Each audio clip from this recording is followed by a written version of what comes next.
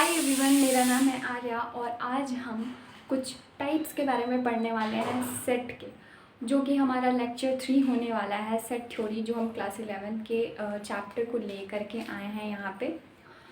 तो चलिए स्टार्ट करते हैं। तो माइक लगा दे पहले, ठीक है।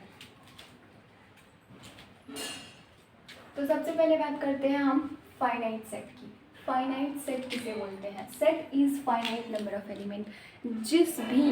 जिस भी सेट में फाइनाइट नंबर ऑफ एलिमेंट्स होते हैं हम उसको क्या बोलते हैं? फाइनाइट सेट बोलते हैं। फाइनाइट का मतलब कि वो नंबर पता है, उनकी कार्डिनलिटी हमें पता है कि कितनी है, वो ख़त्म हो जा रहा है नंबर। जैसे सेट ऑफ वॉवेल्स, ठीक है। सेट ऑफ वॉवेल्स में आपको पता है कि 5 नंबर ऑफ एलिमेंट्स हैं। 5 नंबर ऑफ एलिमेंट्स मतलब number of elements A, E, I, O, U, ये आपके क्या है?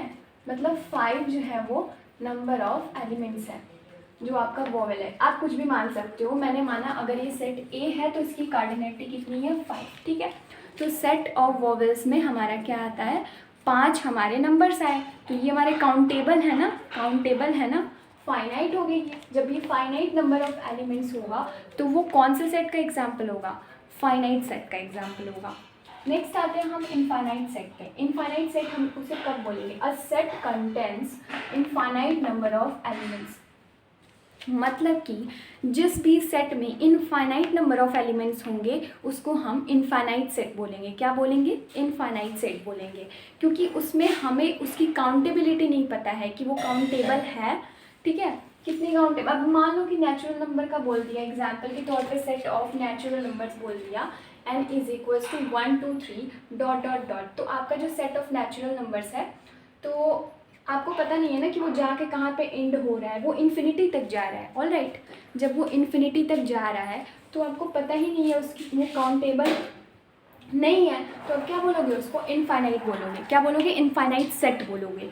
क्यों बोलोगे? क्योंकि ये इनफाइनाइट नंबर ऑफ एलिमेंट्स है, इसकी कार्डिनलिटी क्या है? कार्डिनलिटी। अब आते हैं हम नेक्स्ट नल सेट पे। नल सेट, नल का मतलब ही क्या होता है? नल का मतलब होता है इम्पटी। नल का मतलब क्या होता है? इम्पटी, मतलब उसमें कोई एलिमेंट्स हो ही नहीं। मतलब क्या हो? 5 हो। 5 का मतलब इम्पटी, उसे ही हम क्या बोलेंगे? इम्पटी सेट बोलेंगे, वॉइड सेट बोलेंगे, और क्या बोलेंगे? उसे हम नल सेट बोलेंगे। इन तीनों को ही, मतलब ये तीनों एक ही चीज़ होते हैं। ऑलराइट, तो ये आपका नल सेट हो गया। उसका डेफिनेशन देख लेते हैं। A set which does not contain any element, मतलब कि जिस भी सेट में कोई भी नंबर ऑफ एलिमेंट्स नहीं होता है वो क्या होता है? हमारा नल सेट। क्या होता है? हमारा नल सेट। और उसको डिनोट कैसे किया जाता है? 5 से डिनोट किया जाता है। किससे? 5 से, ऐसे 5 से डिनोट किया जाता है, ठीक है। अब आते हैं एग्जाम्पल के तौर पे देख लेते हैं। Set of all prime numbers which is divisible by 5, मतलब कि उन प्राइम नंबर्स का सेट बताओ जो कि 5 से डिविजिबल है। अब एक बात बताओ, प्राइम नंबर क्या होते हैं? प्राइम नंबर जिसके 2 ही फैक्टर होते हैं, मतलब कि या तो उसका फैक्टर, मतलब वो 1 से डिविजिबल होता है और खुद से डिविजिबल होता है। तो एक बात बताओ, वो प्राइम नंबर हुआ ही कैसे जब वो 5 से डिविजिबल हो गया? वो 5 से डिविजिबल हो गया तो वो प्राइम नंबर हुआ कैसे? प्राइम नंबर का मतलब तो ये होता है ना कि वो खुद से डिविजिबल होता है और 1 से डिविजिबल होता है, उसके सिर्फ 2 ही फैक्टर होते हैं। बट यहाँ तो ये 5 बोल रहा है, मतलब एक और फैक्टर आ गया, तो ये प्राइम नंबर हुआ ही कहाँ? ऐसा कोई प्राइम नंबर एग्जिस्ट ही नहीं करता जो कि 5 से डिविजिबल है, ठीक है। तो इसका सेट क्या गया हमारा? खाली, यानी कि एम्प्टी सेट। तो एम्प्टी सेट हो गया तो हम उसे क्या लिखेंगे? 5, ठीक है। समझ में आई आपको बात कि नल सेट क्या होता है और इसका एग्जाम्पल क्या होता है, ठीक है। सिंगलेटन सेट, ठीक है। Singleton set, a set which contain only 1 element, यानी कि जिस भी सेट में केवल एक एलिमेंट होगा ना, जिस भी सेट में केवल एक एलिमेंट होगा वो हमारा सिंगलेटन।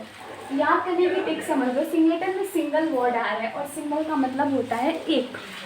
ऑलराइट, सिंगल का मतलब होता है एक। तो जो भी सेट है उसमें अगर एक एलिमेंट है तो वो आपका क्या हो गया? सिंगलेटन सेट, ठीक है। एग्जाम्पल के तौर पे देखते हैं हम, जैसे a is equals to curly braces में 0, तो इसमें केवल एक ही एलिमेंट है ना, एक ही एलिमेंट है, तो ये आपका क्या हो गया, सिंगलेटन सेट हो गया। जैसे b is equals to curly braces में 2 दिया है, ठीक है, तो ये आपका क्या हो गया, सिंगलेटन सेट। और फोर्थ टाइप आते हैं 1 2 3 4, हाँ फिफ्थ, इक्विवेलेंट सेट। ये बहुत ही इंपॉर्टेंट सेट है और इससे ना मैक्सिमम क्वेश्चन पूछे जाते हैं, चाहे आप IIT JEE की तैयारी कर रहे हो, NDA की तैयारी कर रहे हो, बोर्ड्स की तैयारी कर रहे हो, सब में ये आपका इम्पॉर्टेंट होता है। इससे बहुत सारे क्वेश्चंस बनते हैं, तो चलिए इसको भी देख लेते हैं। 2 finite sets A and B are equivalent. अगर हमारे पास 2 फाइनाइट सेट हैं, सेट A और सेट B, फाइनाइट का मतलब काउंटेबल नंबर ऑफ उसमें एलिमेंट्स हैं, उसकी कार्डिनलिटी हमें पता है, ठीक है। अब वो उनको हम इक्विवेलेंट सेट कब बोलेंगे, जब उसकी कार्डिनल नंबर सेम होगी। क्या होगी, सेम होगी। जब भी कार्डिनलिटी A की और B की, मतलब A और B क्या है, सेट है, फाइनाइट सेट, उनकी कार्डिनलिटी अगर आपस में सेम हो गई तो आप उसको क्या बोलोगे, इक्विवेलेंट सेट। क्या बोलोगे, इक्विवेलेंट सेट। मतलब कि n ऑफ A का मतलब क्या होता है आपका, n ऑफ A तो कार्डिनलिटी होती है ना, कार्डिनलिटी ऑफ A, ठीक है, और n ऑफ B मतलब कार्डिनलिटी ऑफ B। तो जब भी cardinality of A is equals to cardinality of B होगा तो आपका क्या होगा, ये इक्विवेलेंट सेट होगा। जैसे कि एग्जाम्पल के लिए देखो, A is equals to ABCDE है ना, तो इसमें कितने हैं, 5 नंबर ऑफ एलिमेंट्स है, कार्डिनलिटी इसकी 5 है। और B में देखो, भले ही एलिमेंट्स अलग हो सकते हैं, एलिमेंट्स अलग हो सकते हैं, एलिमेंट्स को मत देखना, बस कार्डिनलिटी सेम होनी चाहिए, यानी कि नंबर ऑफ एलिमेंट सेम होना चाहिए, ठीक है। तो 1 3 5 7 8, इसकी कार्डिनलिटी है 5 और इसकी भी कार्डिनलिटी है 5, तो n of A is equals to n of B, मतलब cardinality of A is equals to cardinality of B। तो ये आपका क्या हो गया, इक्विवेलेंट सेट। तो समझ में आ गया आपको इक्विवेलेंट सेट कब बोलेंगे, ठीक है। नेक्स्ट है हमारा इक्वल सेट। ये दोनों अलग अलग चीज़ें हैं, इनको सेम मत समझना, ठीक है। सेम होने के लिए नंबर ऑफ एलिमेंट्स भी सेम होना चाहिए, ठीक है। तो इक्वल होने के लिए नंबर ऑफ एलिमेंट्स का भी सेम होना चाहिए, ठीक है, कार्डिनलिटी के साथ साथ। और इक्विवेलेंट में आपका मैटर नहीं करता एलिमेंट क्या है, कार्डिनलिटी ही बस सेम होनी चाहिए। तो नेक्स्ट देखते हैं equal set. 2 set A and B is said to be equal if every element of A is member of B। इसका मतलब है कि इक्वल सेट हम तब बोलेंगे जब A सेट की जो एलिमेंट्स हैं, सारे के सारे एलिमेंट्स वो B सेट के भी मेंबर होंगे। यानी कि इसका मतलब ये है, समझो अच्छे से, ध्यान से समझो, कि जो A के अंदर जितने भी एलिमेंट्स हैं वो सारे के सारे एलिमेंट्स B का मेंबर होगा, मतलब B में भी मौजूद होगा तभी, ठीक है। और जो आपका बी के जो एलिमेंट्स हैं वो भी ए में आ रहे होंगे, बी के मेंबर होंगे, उसके सारे एलिमेंट्स जो हैं हमारे ए के मेंबर होंगे, मतलब ए और बी टुगेदर, ठीक है। तो उस केस में जब हमारे नंबर ऑफ एलिमेंट्स और नंबर ऑफ कार्डिनलिटी जब सेम होगी तो हम क्या बोलेंगे, उसे इक्वल सेट। अब आप बोलोगे कि मैम जो आपने लिखा है कि ए में MASS मास जो लिखा है आपने, तो इसमें तो 4 कार्डिनलिटी है, और आपने बी में लिखा है SAM, इसमें तो 3 कार्डिनलिटी है, तो कार्डिनलिटी कहाँ से हुई। अरे भाई ये भी तो देखो, मैंने बोला ना, मैंने तुम्हें फर्स्ट लेक्चर में बताया था ना कि जो आपका सेट होता है उसमें रिपीटेड एलिमेंट्स को सिर्फ एक बार लिखते हैं, रिपीटेड एलिमेंट्स को एक बार लिखते हैं। इसमें कुछ रिपीट हुआ है, S 2 बार आ रहा है, तो आप उसको क्या लिखोगे, MAS कर दोगे, ठीक है। आप अब क्या हो गया तुम्हारा, इसमें भी जो है तुम्हारे 3 ही कार्डिनलिटी आ गई, 3 ही आई ना, अब इसमें भी 3 आई और नंबर ऑफ एलिमेंट्स भी सेम है, तो अब आप बोल सकते हो ना NA is equals to NB, है ना। सो आपका A is equals to B हो गया। तो ये रहे आपके कुछ सेट्स के टाइप्स, और इस लेक्चर में मैंने इनको बहुत ही ज़्यादा सिंपल तरीके से समझाया है।